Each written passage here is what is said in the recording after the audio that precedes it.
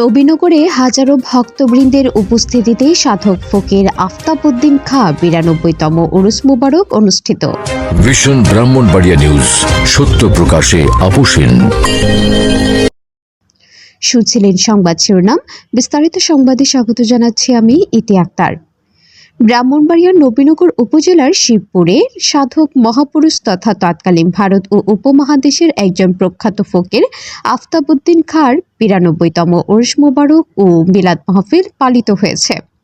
গত ২৪ জানুয়ারি হতে ২৬শে জানুয়ারি শুক্র, শনি ও রবিবার পর্যন্ত ৩ দিনব্যাপী মাজার প্রাঙ্গণে হাজার হাজার ভক্তবৃন্দ ও আশিকানগণ উপস্থিতিতে জমজমাট এই বাউল সঙ্গীত অনুষ্ঠিত হয়।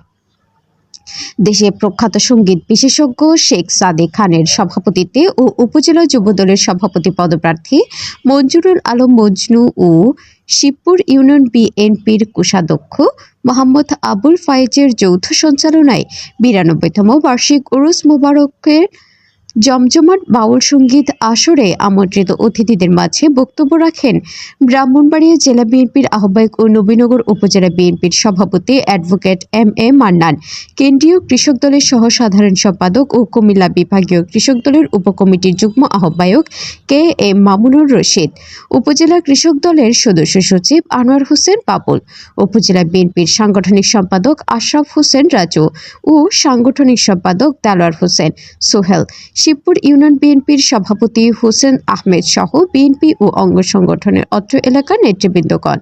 দিনরাতব্যাপী অনুষ্ঠিত হওয়া এই উরুস মুবারকে ও উক্ত দরবার শরীফের ভক্ত ও আশেকানদের দূর দূরান্ত থেকে আসতে দেখা যায়। এসব ভক্ত আশেকানদের আনাগোনায় মুখরিত হয়ে যায় মাজার সহ প্রায় ১ কিলোমিটার এলাকা জুড়ে। মাজার কর্তৃপক্ষ জানায়, রেওয়াজ মধ্য দিয়ে শুরু হয় অনুষ্ঠানের আনুষ্ঠানিকতা এবং মাজারের চারপাশে আলোকসজ্জার মাধ্যমে সৌন্দর্য বর্ধন করা হয়। এই উরুস মোবারককে কেন্দ্র করে প্রতি বছরের ন্যায় এবারও মাজার জুড়ে বসেছিল নানান রকমের মেলা ও দোকানপাট। রাতে ছিল মাজার জুড়ে বাউল গানের আসর। রাত দিনব্যাপী এই আসরে গান পরিবেশন করেন দেশের প্রখ্যাত বাউল শিল্পীগণ। রাতভর গানের এ আসরটিকে দেখার জন্য বাউল গানের লক্ষ্য ভক্তবৃন্দ ও আশেকানগণ উপস্থিতি ও দর্শক শ্রোতাদের উপচে পড়া ভিড় লক্ষ্য করা যায়।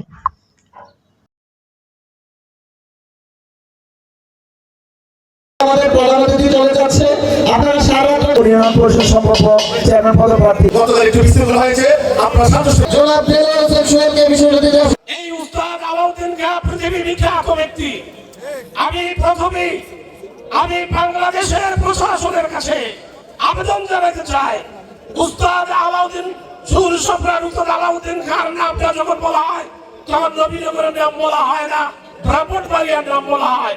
আমি বলতে চাই, আজকে থেকে এই উস্তাদ আলাউদ্দিন খাঁ সুর সম্রাট আলাউদ্দিন খাঁর নামের সাথে ব্রাহ্মণবাড়িয়া তথা নবীনগর শিবপুর বলতে হবে। আমরা এটা দাবি করি, আপনারা কি বলেন?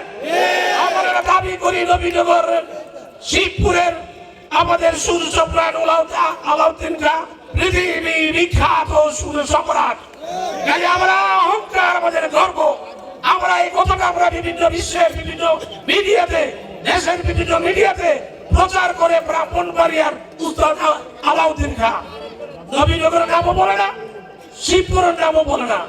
আমি বলতে চাই যে আমরা বলতে চাই যে শিবপুরের নাম বলতে হবে, সাথে নবীনগরের নাম বলতে হবে। উস্তাদ আলাউদ্দিন খাঁ নামের সাথে নবীনগরের নাম উতপ্রোতভাবে জড়িত।